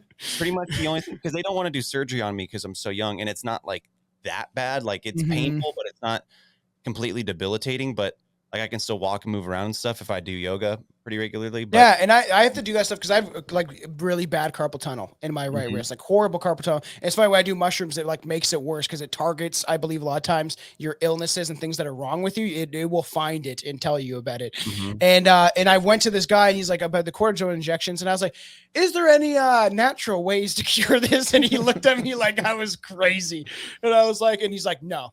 And Well, I they was like, did say okay. that stem cell, like the surgeon told me that like this was a few years ago. He's like, in a few years, you'd be a good candidate for stem cell therapy. Mel So I've been Gibson, looking- man, I've been looking into going down to Mexico to get the stem do cell. the same thing I that hear Mel that Gibson helps. did. I heard But that doesn't that come from babies, like dead fetuses, Yes. though? At Plant Parenthood, that's what they're driving around in nice Chevrolets and stuff. there's ways to, I think, face. now I don't know. I'm sure that is how they do it for the most part, but there might be other ways. But I know that they can also take like they could take your skin cell, like they could scrape a little piece of skin cell off, Mhm. reverse engineer it into a stem cell, and then turn it into like an egg, like a. Those like are fucking fighting words. Excuse me. You get in my face with that, I'll beat your goddamn ass. You could impregnate yourself, or your wife could impregnate herself with this technology. Oh no, it's crazy. That's why I don't want to. Chelsea's like, oh, the ancestry thing is on sale for Black Friday. I was like, no, not doing it. The cops already Dude, have my blood. I'm not I fucking ordered doing that this shit. and I never sent it in, dude. Pfizer Oh bought yeah. it. Yeah, there's a big conspiracy. And to talk about this, I had one thing I wanted to bring up. So, if you guys ever seen the movie, I haven't never seen it, but I know the quote is from a outer space song. Have you ever seen the movie Conspiracy with Mel Gibson? Actually, bringing up Mel Gibson in general. So he's a crazy conspiracy nut and stuff like that. And he says something in the movie. I have it brought up where he says, on July 8th, 1979, all the fathers of Nobel Prize winners were rounded up by United States nations military units, all right, and they're actually forced at gunpoint to give little semen samples in little plastic jars, which are now stored below the Rockefeller Center underneath the ice skating rink. I wouldn't want to be there for the thaw. But essentially, this is just kind of a real thing. The sperm bank for Nobel Prize winners. So one of the Nobel Prize sperm bank was founded in 1918 by multi-millionaire Robert Graham, inventor of shatterproof eyeglass lenses. So that's his one claim to fame. It's just like, hey, your glasses break a lot. I made them shatterproof. I don't know. Did he shoot a bullet with his glasses on and see if they And didn't he's shatter? collecting sperm. Like So his goal was to combine the sperm and eggs of superior men and women. Who does that sound like? One word, bro, for you. Eugenics. Homunculus. Yeah, eugenics, man. So ideally, obviously, they wanted to produce superior babies. If that all sounds awfully like eugenics, well, it was. Is in this practice, this is in the movie no, conspiracy? this is a real thing now. So in the movie, he talks about this, but What? this is a real thing that did happen, but not being rounded up by the military. In practice, most Nobel Prize winners were smart enough to steer clear of this bank, but 3 decided to make a deposit. And one was William Shockley, who won the award for inventing the transistor, and was an unapologetic racist. So... Well, dude, I mean, the thing about eugenics is like that was an American thing. It That was started, yeah. I think it me and started in Juan talked America, about that too. and Like, Yeah, we it did. was exported to Europe and Germany and things like that. Like Yes. that idea of eugenics, like, it was a Hitler's big like, deal. this is a good idea. It was a big deal back in the early 1900s, dude. I mean, it was a huge thing, and Yeah, they're like, get rid of all the babies that are, and now, okay, now they're doing that in Canada. Essentially, it's eugenics with this medically assisted suicide shit. It's fucking nuts. I'm getting angry about it. And Juan has always wanted to talk to my mother, which is funny. But she was like, we should do a show together. And we see very opposites on the fence of things because she's a nurse. My grandma was a nurse, and she was like, we should do the nurses that kill people. I was like, oh yeah, the angels of death. And then she's like, yeah, and I'm like, yeah, I don't know if that's a good idea. And then she's like, then we could talk about assisted suicide. And I was like, Mom, they're trying to push on people for mental health to be like, oh, you're sad for like a year, go kill yourself. And that's what they're doing in Canada. And then we got in this argument, and I was like, Are stop. they really? Yeah. And did you see the commercial? There was like a whole No. commercial like promoting it. It's like, So if your mental health is bad, you can get signed for assisted suicide. And now, so people with disabilities in Canada, right? They don't get paid that much. So guy fucks up his back at work. And there's one guy that literally, he lives with other people that are also on disability. They make like no money, right? So then he signs up for medically assisted suicide, and they interviewed him, and he's like, I don't want to die. But he's like, I have no other options. Literally, it's like, I either die or I live on the streets. And he's like, I'm not living on the streets. That's the last thing I will do. So What instead of in helping the people, world, it is though? fucked. real. This Canada is Dude, is real. so the expansion of assisted suicide in Canada, Canada's expansion of euthanasia legislation, or MAID as it is known, has caused concerns among It's so fucked, groups. dude. What in the? Yeah, it's dude, always like what? right. So now, and then now they're pushing it. So and Trudeau was just talking about this, and I posted it because he looks like a reptilian, dude. His eyes are blank and vacant as he's saying this. I always say he's on drugs, probably, right? Like if you see him talk about things, his eyes are like dead. Like there's like windowless, like there's nothing there. And it was funny because me and my mom were talking about this, and I was like, stop the genocide. I was fucking with her because she gives out the shots at her work and stuff like that. And I was like, stop participating in the genocide of humanity. And she's like, I'm gonna hang up the phone. I was like, that's fine. You had her on a podcast? No. But eventually I was like, we'll have to do a Patreon episode because me and my mother clash all the time. So I was like, yeah, I don't really want to yell at you live on a podcast, but we've had a good relationship with my use of mushrooms. But before, it's just like, I'm always like, how do you not see this shit? You know, like in being a nurse, you get indoctrinated. And I told her this idea of medicine is the end all be all of like, oh yeah, medicate anybody and stuff like that. Cause it's not good to like just medicate everybody. Like you got a problem here, take this pill, and it numbs everything. Right. Fucking crazy. Eh? Canada's fuck, man. It's so weird. It's like, why are you pushing this shit, man? Like That's so wild, bro. government funded drag shows. We have a lot of fun stuff up here. Again, it's like it's a haunted house. They're just doing it just to see what they can push and get away with. Yeah, and Like, because think about it, if it's all going to go down to this road of like Chinese surveillance and social credit and all that stuff, right? They'll keep pushing to see how far they can move the goalpost to see how well a society will adapt to this idea of like how the Chinese run their which everyone seems to love. Everyone in power over here is like, that's a great thing. And it's just like, is it though? Luckily, you guys have guns. Luckily, we have tons of guns, which people don't really know, but a lot of people have guns. I loved when I went. Aren't they just passing a law like to take like grandpa's hunting rifle? They're trying to, and people are getting pissed. They won't give them up. It's not going to happen. People are not, I know people with handguns are not giving them up because they're like, you have to give them up because you can't trade or sell or whatever or buy them. So people are just going to keep them. But like even when I went shooting, I went to the shooting range and I loved it because they had a Trudeau picture and it said tyrant and it was like him screaming. And the guy was like, we're as conservative as you get. And I don't label myself, but it was like they're very against the government. You see that in a lot of those areas and people that are supporting gun rights because a lot of it is we want to protect ourselves, man, because if, according to your guys' law, that's the whole thing is if the government becomes tyrannical, you have an option essentially.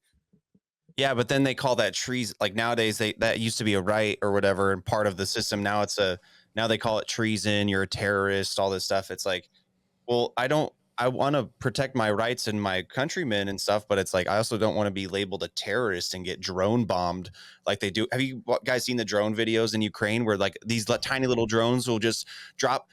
They'll be like 100 feet up or however high up, and there's a camera. You're watching it. They just drop grenades on dudes. Like yeah.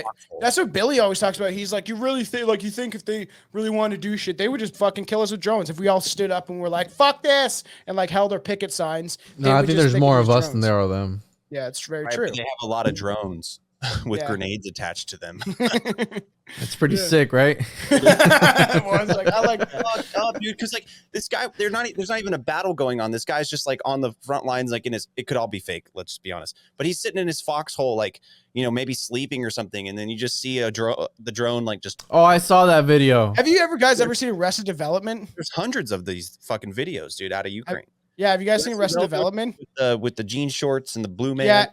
Yeah. So there's a Buster he's kind of mentally not all there. He's one of those characters, and they put him in the military, and he's really good at like video games. So they put him in like in control of the drone planes, and he legitimately thinks it's a video game, and then he starts dropping them on like fucking churches and hospitals, and like.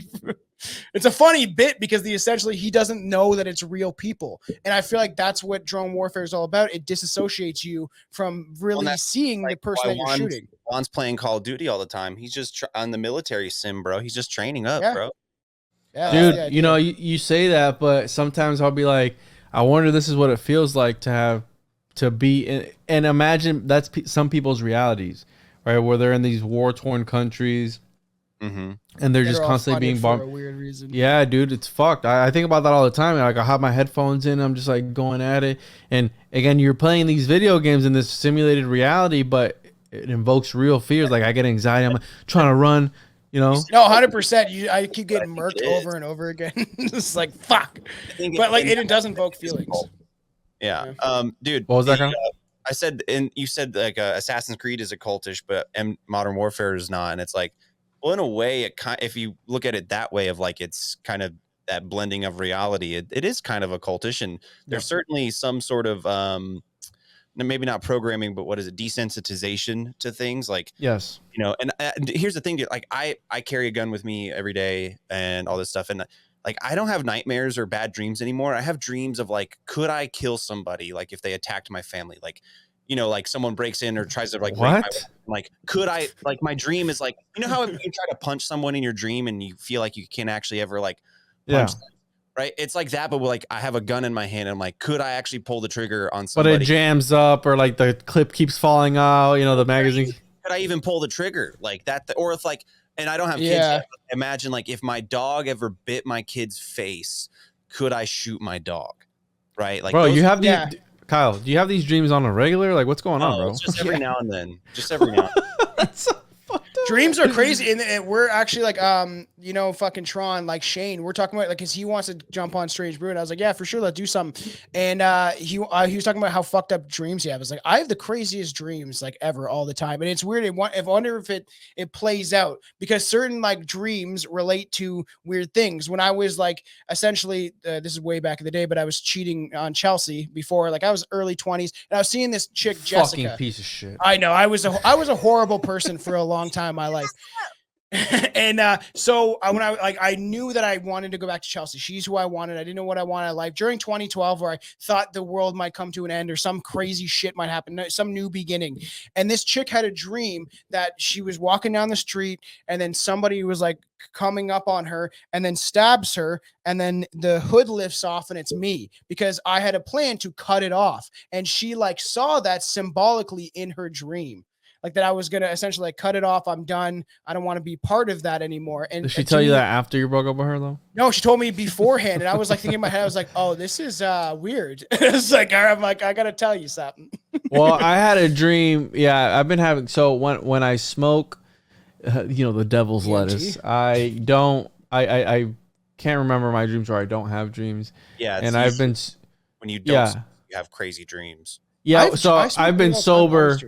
I've been sober for like a week now, and yeah, my dreams are coming back to me, and I just been having vivid dreams, man. Just like not That's how crazy that weed not the fucked up shit that you have, but no, I have crazy ass dreams. And the thing is, I smoke tons of weed, and I always dream. But also, if you guys want to have more dreams, take valerian root. I've been taking that to help me sleep, and it regulates stuff. I tried some of that. Yeah, dude. I had. It will make what do you you call dream. It's valerian root. It's a natural thing, better than melatonin. Game of Thrones, the Valerians. Yeah. It's a natural root, because I'm going down this super like herbalistic fucking natural medicine road that I've ventured down, and I feel like I'm healthier than I've ever been and stuff like that. And I take this to help me sleep. But so the oil, you, like, vivid dreams. Yeah, I take it as a tincture, like a dropper. Yeah, like a tincture. And it gives me like very vivid dreams, like where it feels extremely real. Valerian raw herbal extract is a liquid herbal supplement for restful sleep and relaxation.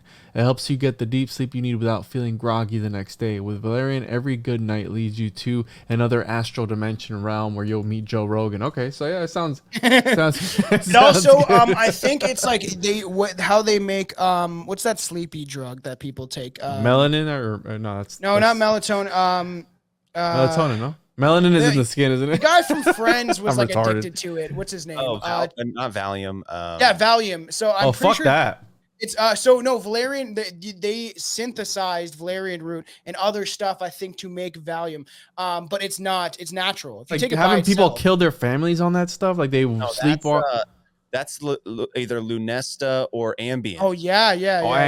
That's wild. They just take a certain component of the valerian root and then my mom used to take Ambien back in the day, and I've never taken that shit. I would wake up, like I'd get up in the morning or something, like go to the microwave, and there'd be a bowl of cereal with milk in it. Pillows in the fucking oven. Yeah, there'd be just like shit everywhere, and like my mom thought it was me, and I was like, but looking back, I was like, well, she was taking that Ambien stuff. There's no dude. Yeah. Have you guys ever tried Xanax? Because Xanax makes you kind of feel like you're drunk. You don't even It's a weird. I've tried it once or twice. I've made the worst decisions of my life on Xanax. No, I've tried Oxy for when I got my wisdom teeth pulled. Well, I started talking to demons. I couldn't take it, bro. I got too nauseous. I couldn't take it, and I stopped taking it. I accidentally snorted a benzo one time, and I was fucked up. For like accidentally? No, dude. I was doing drugs a lot in college and stuff, and I was with I've done tons of shit. Cousin of all people at our friend's house, and my cousin, he's a recovering heroin addict and stuff, so he was on all these pills, and he gave me what I thought was like a hydro. Like you snort a hydro, it's like just taking it quicker, right? And it was actually I think it was a fucking benzo, dude, because I was fucked up for like 14 hours. Like that's crazy. Throwing up and like drive. I was like I had to drive like on the highway, and I like couldn't drive. I had to like stop and make my cousin drive. Well, it can certain drugs. That's why I don't take anything. I only take natural shit now. But like even when I hurt my back or whatever, like I hurt my back like a fucking month or two ago, and they're like, here, like take this muscle relaxer. And then so I took it, made me feel fucked, dude. I did not like it. I almost had I like seized up on a muscle relaxer one time. Like it feels weird, man. They at the height of me like getting all this diagnosis and the shit with my back, like it was at like the height of the opioid epidemic, and they didn't want to give me like hydro. I think I've only take fentanyl. I think I've only ever gotten one prescription for pain pills, right? Like because of my back. The rest was like muscle relaxers and stuff. And one day I was having real bad back pain. I laid on the couch all day. I took a muscle relaxer, and I didn't move for like 8 hours. Like I just laid on the couch. And when I got up, I might have like stood up too fast or whatever, but I got up and like like I had like a Oh fuck! and fell Yeah. down and busted my face on the coffee table and like woke That's I was by crazy. myself. I woke up like with a bloody nose and a bloody face, and I was like, what the fuck is going on? Like That's nuts, man. yeah, it was That shit's fucking dangerous. Now they just hand it out like fucking candy a lot of times. Like, here, just take this. It'll make you feel I've got, better. like 4 bottles of muscle relaxers in my drawer that I just I don't- have still the bottle, and I'm like, I'm never gonna take that. It made me feel fucking weird and like drowsy, and like these drugs are dangerous, and then people get addicted to them, like pain pills and stuff like that. So many people get addicted to that shit. Everlast, Mad Child, all these rappers. My doctor straight up told me like take as much CBD as you possibly can. Like that Yeah. was he couldn't write me a prescription, but he was like, take as much CBD as you can. That's going to help you a lot. Well, I've been talking about people taking more mushroom stuff. Like I take cordyceps, lion's mane, and turkey tail, which according to Paul Stamets, like turkey tail like cured his mother's breast cancer. That she had breast cancer, it was pretty bad. She had a huge lump in her chest, and then she started taking turkey tail consistently, and doctors and scientists were flabbergasted. Well, it's like is that. what- I it's don't know if fucked. y'all listen to the most recent Joe Rogan with Neil deGrasse Tyson. That Fuck fucking that guy. he had even I don't listen to admitted, Joe like, Rogan anymore, man. I like his he stand up. admitted that he was a like a sound, like he only does sound bites. Like he's not like that's how he communicates is through sound bites, like on the show. But anyway, I don't like. he was Neil talking deGrasse. about how in the history of evolution, like humans are more closely related to mushrooms than Yeah. green plants are to mushrooms. Paul Stamets talks about that. It's fucking crazy. He's like when he's been on Joe Rogan, he's like you're fungus, I'm fungus. We're all related. In the animal kingdom too. All of our DNA goes back to the fungus. That's why I'm You're a fungus. I am a fungus. Fucking Anton's talking about like Tomcat trust the fungus Thompson, and I was like, thanks, man. Thanks, like just because that's all I've been doing, but it's not for everybody. Right? No. That's make it clear because Billy, it'll break your brain if you're someone like Billy. So you can't deal with your demons. Yeah. Fucking. Because Juan, you Billy. grew your own, right? Yeah. Well, I know a guy who knows a guy who's very close to me who knows a guy who might have been me who grew him. Yeah. Yeah, because I remember when you were doing that, and I was like, "That's so cool." Because I'd like to, because you had to do it in your closet or some shit, like right? You have to like really make sure it's sterile, so to speak, or it can go wrong. As sterile as possible, yeah. Yeah. It's like a 3-month maybe not 3 months, maybe 2 months. Do you know what strain that you grew? Yeah, B plus strain. B plus, yeah, that's fairly common strain. That's cool. It's cool that One you of the did that. easier I ones. want to do it now because I've seen like little kits you can make and stuff like that, and I was like, In the 70s, High Times magazine was advertising like grow kits. So you could buy it. You just it's buy becoming a big thing in stores. Canada now. They've opened the first shroomery in Vancouver, and the second one ever is open in Toronto, where you can literally go there, like you can get weed and get mushrooms. And there's tons of sites. People have asked me, like, can you get it in the States? Tons of people have asked me, like, can you get in? I was like, I'm sure you can find a way, but in Canada, there's so many sites because you can't legally go through people's mail, so they can just send it throughout the country, right? So crazy guys, stuff. Let's wrap this one up. Let's this was a fun one. Yeah, Any I like concluding this. thoughts that we want to leave the listeners with? This will be a swapcast, so it'll be on all 3 of our Yeah, fuck yeah. RSS I had fun feeds. doing this. It's been a while, Juan, so I like doing this a lot. And we have some talks about doing some crazy deep dives into stuff. So, and then Kyle, me and you, I really want to do the Texas Killing Fields together because that shit's fucked There's up. a Netflix show on. I know it just came out, and I was like, I was just talking about how I sent before that even came out. I was talking like, hey, let's do that for the show on Strange I'll Brew watch Side. that, and we'll do a show maybe this month or in the new Yeah. year. But, Yeah, yeah, guys, this was fun. Juan, always I great liked to it, see you. man. Tomcat, always great to see you. I Fuck dropped yeah, that man. link to that 12-hour Oh, yeah, I saw- documentary. If you guys want to pop that tab open, 12 and just, hours. we got to. Hey, we got to do the work, guys. Someone's got to do the work. Okay, so I used to watch all those documentaries by Ken Burns, where it's like 14 hours of like World War II, and then Billy's making fun of me because he's like, I was going to sleep watching it, and then he's like, in your head's like kill, kill, kill, like bullets going off and shit. It's like I cut that. Fuck that. well, Well, non guy on YouTube, he's like, look at this. I know what you're thinking. you can find me at the One Podcast, all social media platforms, TikTok, Instagram, Twitter, all that good stuff. And you guys can plug your stuff too for my listeners. Same Z's. Strange Brew Podcast, www.strangebrewpodcast.com. Obviously, like we're most prominent on Instagram. I don't run our Twitter. One of our other co-hosts does, and I don't agree what he's doing on Twitter, but I'm not on there, so I could care less. But Instagram's the best way to find us. And we're on YouTube and all podcast platforms. All that fun shit. Yeah, and I'm Kyle with the Big Dumb Podcast. I am a name change is coming soon. I'm gonna be changing the name to KyleCast. Just to be a little more about Big Dumb Kylecast, or is it just gonna be called Kylecast? Just KyleCast, dude. I bought. Are you actually changing it, like for sure? I just got to get a logo made and everything like that. It'll be on the same feed, but becoming egotistical there, son. well, look at Juan over here, dude. I know. That's all right. We did Strange Juan's the one-on-one podcast. No, it's actually Juan who inspired. He's like, dude, it's the one-on-one is because it's me. Like, it's just me doing the show. Yeah. I agree. My own. And so I started this Big Dumb Podcast with the co-host who's no longer here. And so it's like, well, I might as well change it. And I like Kylecast. That's cool. I actually dig that. No one else has it. It's alliterated. I bought the URL. So that'll happen at some point. But yeah, for now, you can find me at the Big Dumb Podcast on all the platforms, Podcasting 2.0.